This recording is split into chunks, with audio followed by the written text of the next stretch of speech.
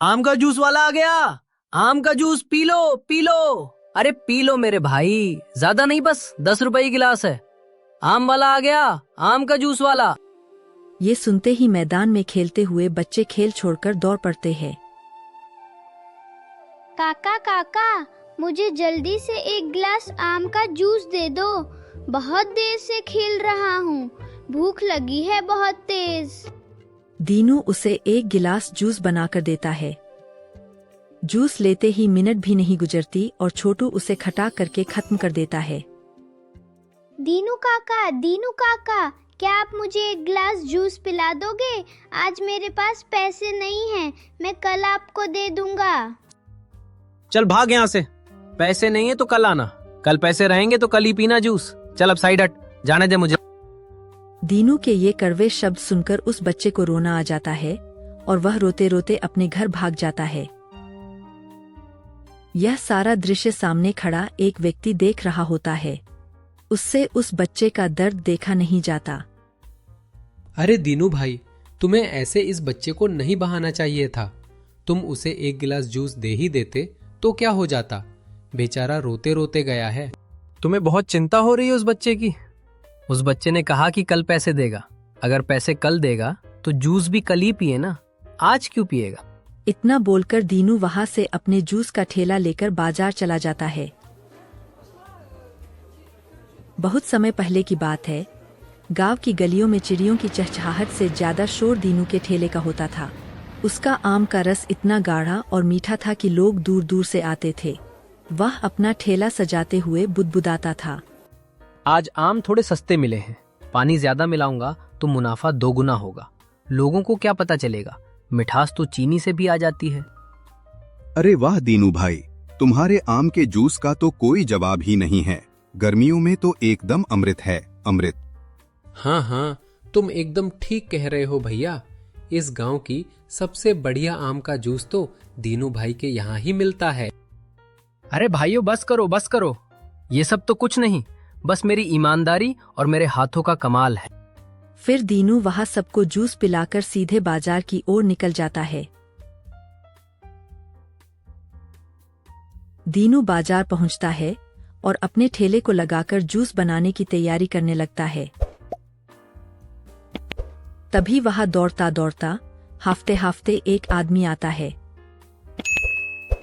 दीनू भाई, अरे ये लो हीरों की पोटली, इसे संभाल कर रखो। मैं थोड़ा जल्दी में हूँ, मेरे पीछे पुलिस लगी है। अगर तुमने इसे संभाल कर रखा तो मैं तुम्हें आधे हीरे दे दूंगा। अब मैं चलता हूँ।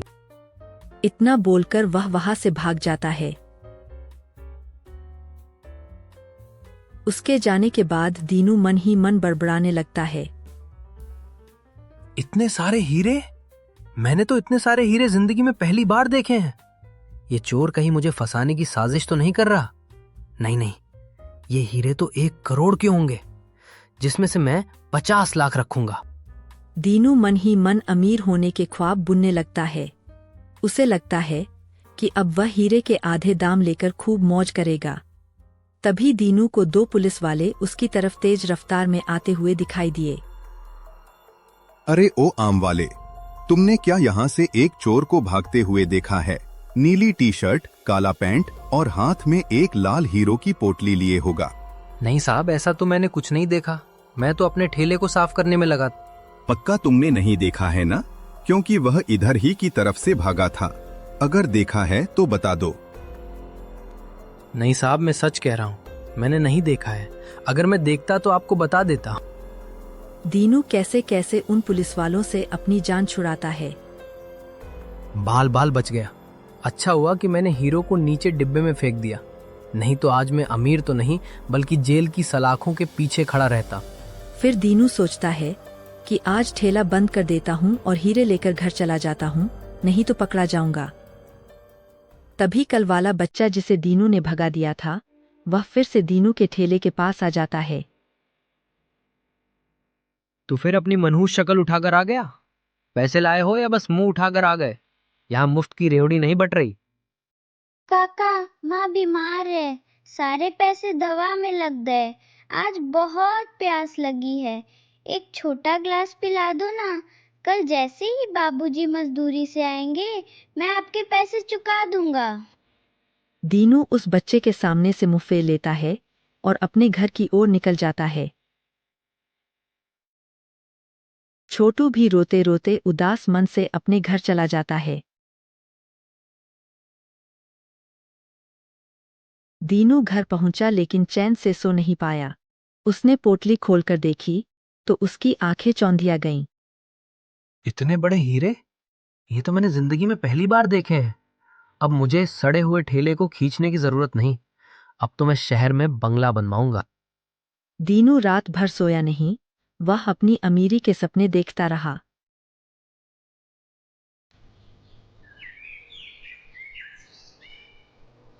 सुबह पूरा गांव इसी बात से गूंज रहा था।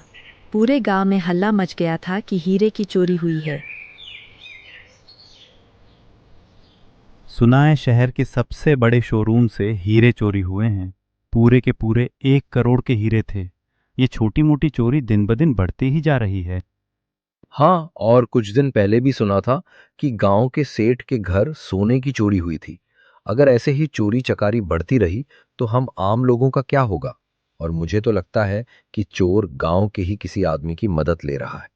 दीनू अपने घर के बाहर ठेले को सजा रहा था और चिंतित था कि आज मैं ठेला बाजार ले जाऊं कि नहीं। ठेला आज लेकर जाऊं या नहीं? अगर पुलिस ने रास्ते में रोक लिया और छानबीन की तो मैं तो पकड़ा जाऊंगा।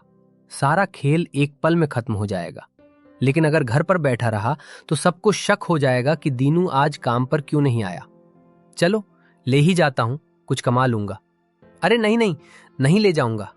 नहीं तो पकड़ा गया ना तो अमीर तो नहीं लेकिन भीख जरूर मांगूंगा। दीनू आज बिना ठेले के ही बाजार जाता है, यह देखने की बाजार का क्या माहौल है। जैसे ही दीनू घर से निकलकर थोड़ी दूर आता है कि उसे वह चोर पेड़ के पीछे से इशारा देकर बुला रहा होता है। फिर वह चोर दीनू के पास आ जाता है। तुम यहाँ क्यों आए हो? पुलिस चारों तरफ घूम रही है, कहीं तुम्हें देख लेगी तो तुम तो फंसोगे ही, मुझे भी फंसाओगे। डरो मत, कुछ नहीं होगा, मैं हूं ना। मुझे बस मेरा हिस्सा दे दो। ये बात पूरे शहर में फैल गई है।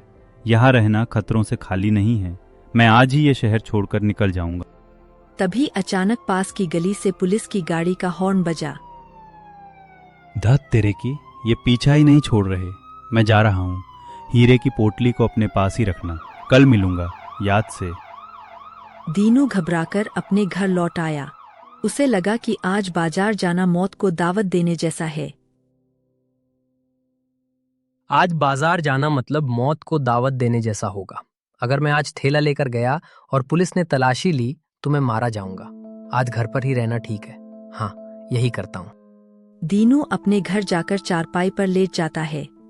वह बहुत चिंतित था। बाजार में हड़कंप मचा था। पुलिस की नाकाबंदी बहुत जोरों से चल रही थी। हर एक छोटे बड़े दुकानदार की तलाशी ली जा रही थी। कोई भी दुकान या ठेला, बड़ा हो या छोटा, किसी पर रहम नहीं दिखाई जा रही थी। सबकी तलाशी हो रही थी। हमें पक्की खबर मिली है कि चोर ने माल किसी गांव के दुकानदार या किसी ठेले वाले को ही दिया है। एक भी दुकान या ठेला छूटना नहीं चाहिए। हर एक की तलाशी लो, कोई छूटना नहीं चाहिए। यस सर, कोई दुकान या ठेला नहीं बचेगा। पूरे बाजार की तलाशी जारी है। आप बेफिक्र रहिए। वो चोर भागकर जाएगा कहाँ? पकड़ा ही जाएगा। पूरे बाजार की छानबीन हो जाती है लेकिन कहीं भी कुछ नहीं मिलता। साहब, सबका ठेला देख लिया, पर वो जूस वाला दीनू आज नहीं दिखा। रोज तो वो सबसे पहले आकर अपनी जगह घेर लेता है। मुझे कुछ ठीक नहीं लग रहा है। तुम कौन हो और तुम दीनू पर ऐसे सीधे शक क्यों कर रहे हो? साहब जी, मैं इस बाजार में दीनू के बगल में ही सब्जियों का ठेला लगाता हूँ। आज सबकी जांच पड़ताल हो रही है और यहाँ दीनू नहीं है साहब, तो सीधा शक तो दीनू पर ही जाएगा ना। कल शाम को भी ये कुछ घबराया हुआ सा था। बात तो वैसे तुमने ठीक ही कही है।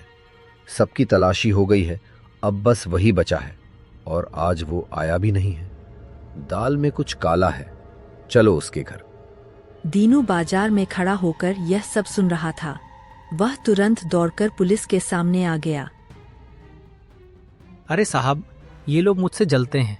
मेरी तबीयत खराब है इसलिए आज ठेला नहीं लगाया। आप इन लोगों की बातों में आकर मुझ जैसे ईमानदार गरीब पर शक कर रहे हैं। सफाई मत दो दीनू, 1 करोड़ के हीरे है वो। हम इतनी रकम के लिए किसी पर भरोसा नहीं कर सकते, न अमीर पर और न गरीब पर। अब चलो, तुम्हारे घर की तलाशी लेंगे। फिर इंस्पेक्टर दीनू को गाड़ी में बैठाकर उसके घर की ओर निकल जाते हैं। दीनू की तो डर के मारे हालत खराब हो गई थी।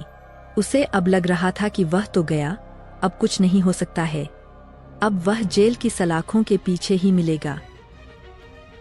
साहब, आपको इस गरीब के यहाँ छानबीन करके क्या मिलेगा? मैंने चोरी नहीं की है साहब। आप मेरी बात को मानिए, मैं चोर नहीं हूँ। अच्छा, वो अभी तुरंत मालूम चल जाएगा कि तुम चोर हो या नहीं। बस मुझे इस घर की तलाशी लेने दो। पुलिस दीनू की एक बात नहीं सुनती और घर की तलाशी लेने चले जाते हैं। पुलिस वालों ने दीनू के घर की अच्छी से तलाशी ली और घर में जितने भी राशन के डिब्बे, चौकी के नीचे, ऊपर, सारे जगह की तलाशी ली, लेकिन कुछ नहीं मिला। साहब, यहाँ तो कुछ नहीं है। पूरे घर की अच्छी से तलाशी ले ली है। एक एक डिब्बा, बर्तन सारा छान डाला पर कुछ भी नहीं मिला। लगता है खबर गलत थी। देखा साहब, मैं तो पहले ही कह रहा था कि मेरे घर में आपको क्या ही मिलेगा भला। मैं एक गरीब इंसान, ये गांव वाले बस मेरी तरक्की से जलते हैं। पुलिस वाले अपनी गाड़ी लेकर वापस चले जाते हैं। आज तो बाल बाल बच गया। अच्छा हुआ मैंने हीरों की पोटली को घर से निकालकर अपने आम जूस के ठेले में छुपा दिया था। पुलिस वाले घर की दीवारें ठोकते रह गए और माल बाजार में खुलेआम पड़ा रहा। जैसे ही पुलिस घर से बाहर निकली, उनकी नजर गली के अंत में खेल रहे बच्चों पर पड़ी। छोटू और गोलू मिट्टी में कुछ चमकीली चीजों से खेल रहे थे। बेटा रुको, ये क्या है तुम्हारे हाथ में? साहब, ये तो चमकने वाले पत्थर हैं। हमें बहुत सारे मिले हैं। कहाँ से मिले ये पत्थर? साहब, कल काका ने मुझे जूस नहीं पिलाया था। आज जब वो बाजार गए तो मैं चुपकर उनके घर के पीछे खड़ा ठेला देखने गया कि शायद कोई आम बचा हो। वहाँ ठेले के नीचे एक छोटा सा दरवाजा खुला था। उसमें ये पत्थर पड़े थे। मैंने सोचा ये कांच के टुकड़े हैं, तो हम खेलने लगे। फिर पुलिस वालों ने दीनू को गिरफ्तार कर लिया।